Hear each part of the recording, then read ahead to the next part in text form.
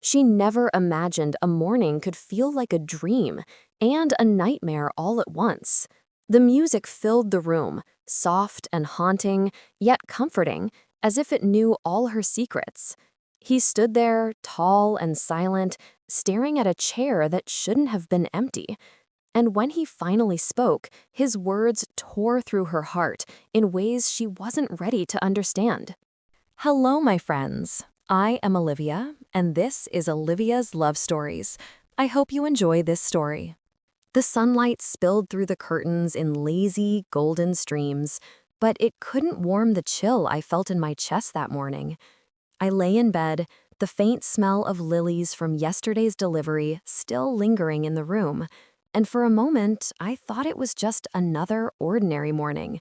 Our apartment was quiet, too quiet, but I tried to convince myself that maybe I was overthinking, as usual. I've always been the type to overthink. My husband, Daniel, had always been steady, predictable in ways that made my heart feel safe. I, on the other hand, was restless, constantly chasing moments that felt like they could slip through my fingers. I needed certainty in a life that seemed to swirl in uncertainty, and Daniel, he was my anchor, or so I thought. I sat up, rubbing the sleep from my eyes, and that's when I heard it. The soft strains of our wedding song, drifting through the apartment as if the air itself remembered our vows. My heartbeat quickened. It was barely audible at first, a whisper of a melody that stirred memories of satin and lace, of laughter echoing down the aisle, and of promises we had made beneath the golden sunlight of that unforgettable day. I stumbled out of bed, my bare feet cold against the wooden floor. The music grew louder, more insistent, and I followed it instinctively, like a moth drawn to a flickering flame. And there he was. Daniel was standing in the middle of our living room, as though he had just stepped out of another world. His eyes weren't on me. They were fixed on the small, empty chair near the window, the one we had placed for my grandmother during our wedding. My stomach lurched. The chair, empty. Daniel? My voice was a whisper, barely breaking through the haze of the song. He didn't turn immediately. His fingers twitched at his sides, as if he were holding back words that were too heavy to release. And then he spoke, softly, but with a gravity that made the room feel impossibly vast. I didn't know if you'd remember, he said, and the tremor in his voice made my chest tighten. I opened my mouth to reply, but no words came. The music swelled, the notes wrapping around us, filling the space between what was said and what remained unspoken. My eyes flicked back to the chair. My grandmother. Gone. And Daniel, standing there, alone, staring at nothing, yet seeing everything that mattered. And in that moment, as the first tear slid down my cheek, I realized that something had changed forever. I swallowed hard, my throat tight, as I took a hesitant step toward him. The sunlight caught in his hair, glinting like strands of gold, but his eyes were heavy with a sorrow I hadn't seen before. For a second, I wondered if I was still dreaming. Dreams often blur reality, but this was too real, too sharp. Daniel, what's happening? My voice shook. I reached out, almost instinctively, but he flinched slightly, like he feared touching me, or feared something worse. He finally turned, and the look in his eyes made my stomach drop. It wasn't just grief, it was guilt, deep and consuming. Olivia, I wanted you to wake up to this, he said, voice breaking. But I never imagined it would feel like this. He paused, swallowed, and for a heartbeat, I thought he might collapse right there. The song swirled around us, the notes clinging to the walls, and I felt the weight of every unspoken word pressing against my chest. I forced myself to sit on the edge of the bed, though my legs felt like lead.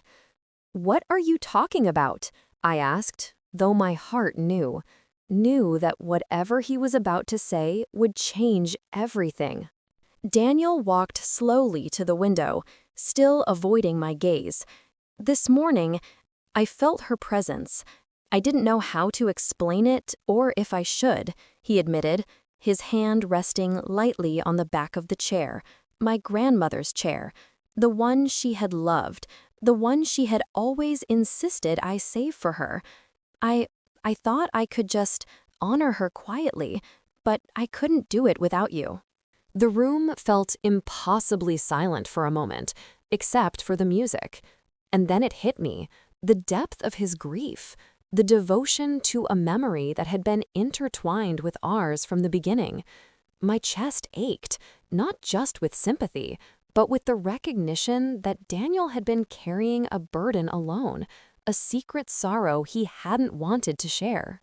I started, but he raised a hand, stopping me. "I didn't want to ruin your morning. I didn't want to ruin us."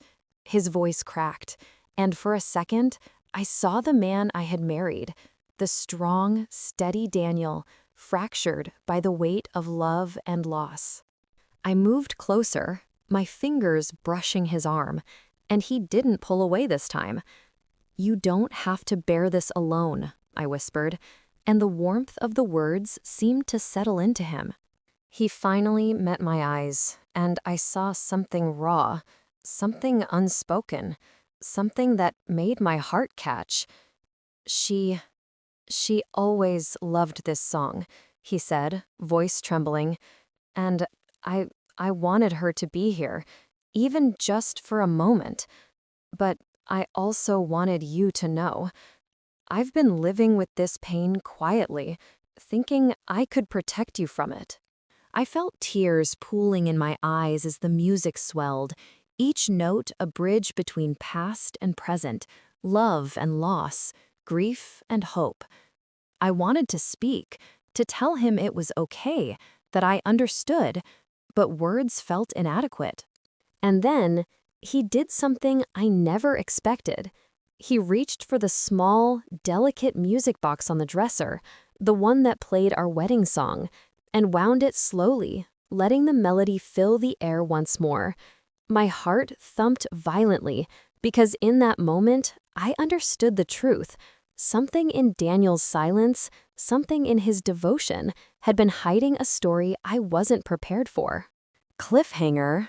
Daniel's next confession is about to shatter the fragile balance of our morning, and it will reveal a truth I could never have anticipated. The music lingered in the air, trembling like our hearts, and Daniel finally let out a slow, shuddering breath.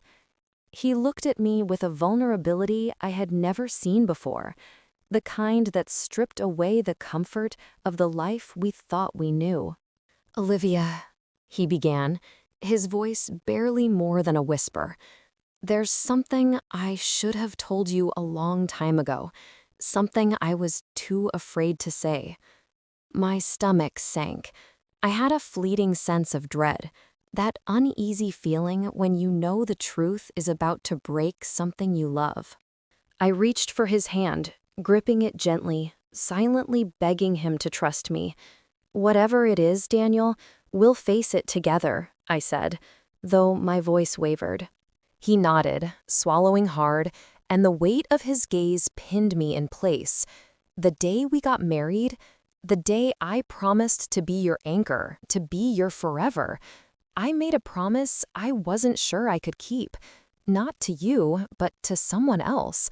Someone I lost, and I thought I could bury it forever. My breath caught. I had always known Daniel had a depth to him, a part of his soul he kept guarded. But the look in his eyes told me this wasn't something small.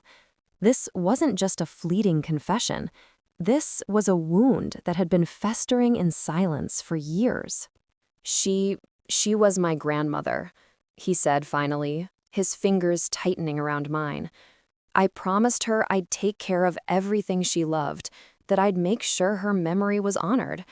And I thought I could do it without letting it touch our lives. But this morning, when I saw her chair, when I heard this song, I realized that keeping her memory from you, from us, was wrong. I blinked rapidly, feeling a mix of relief, sadness, and disbelief swirling inside me.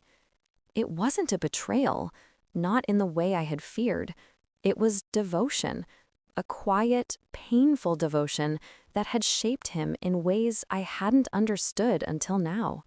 Tears streamed down my face as I stepped closer, brushing my lips against his hand.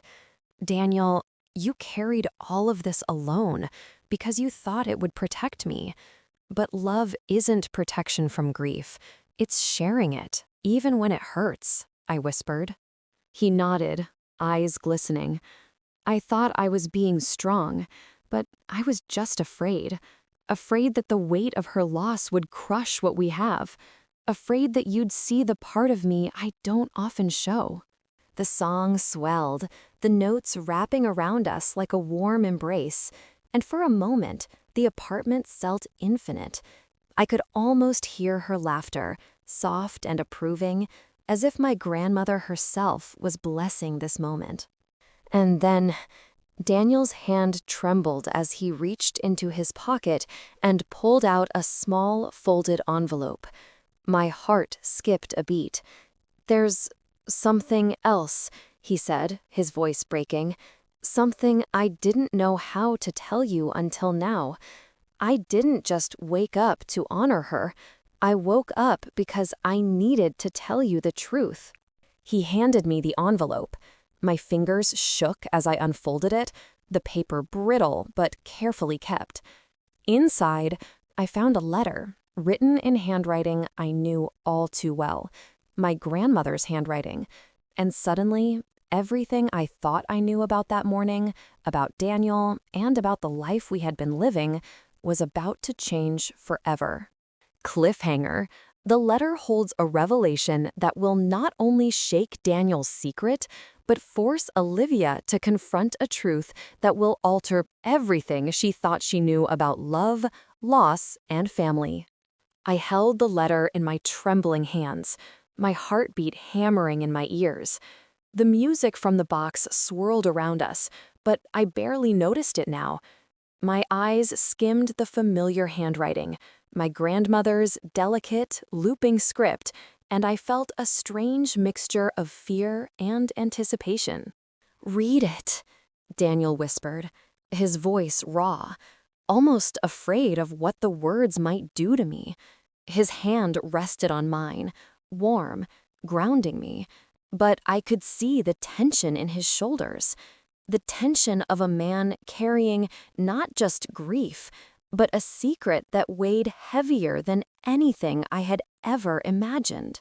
I unfolded the paper completely, my fingers brushing over the ink, and the words hit me like waves crashing against fragile glass. She hadn't just written a note of farewell, she had left instructions. Instructions for me, for us, for Daniel. "My dearest Olivia," the letter began, "if you are reading this, it means I am gone, but love has its own way of reaching across time. Daniel has always carried a burden for me, a promise he made when I was too weak to carry it myself. He did not do this to hide from you, but to protect your happiness. Now it is time for you both to share this memory, to let it be part of your life, not a shadow." My hands shook as I read on. The letter spoke of family heirlooms Daniel had kept hidden, of stories he had preserved, and of a final wish that our marriage, our love, be strong enough to embrace both the past and the present. Tears blurred my vision as I looked at Daniel. She wanted us to know," I whispered, my voice catching. "She trusted us. With her memory, with her love." Daniel's lips trembled as he let out a long, shaky breath. "I didn't want to burden you," he admitted. "I thought keeping her close, but quiet, was the right thing. But now I see I was wrong. We can grieve together, remember together, and still live our lives. I moved toward him, wrapping my arms around his waist, feeling the warmth of him, the solidity of the man I married, the man who had carried so much alone. He hugged me back tightly, burying his face in my hair, and I could feel the release of years of suppressed grief and guilt flowing out of him, dissolving into the melody that filled the room. We stayed like that for a long while, listening to the music, letting it carry us through memories of love, loss, and hope. I realized then that mornings like this, fragile, aching, full of truth, were what made love enduring. Not perfection, not untouched hearts, but honesty, courage, and the willingness to face even the hardest truths together. Finally, Daniel pulled back, resting his forehead against mine. "Thank you," he whispered, "for staying, for understanding, for everything." I smiled through my tears. "I love you," I said simply, "not just for the good days, but for this, the hard ones too." And in that moment, with the song still playing softly in the background, the empty chair no longer felt like a void. It felt like a bridge between the past and our present, between loss and love, between grief and the life we were meant to live. We had faced the weight of memory together, and in doing so, we had found a new beginning.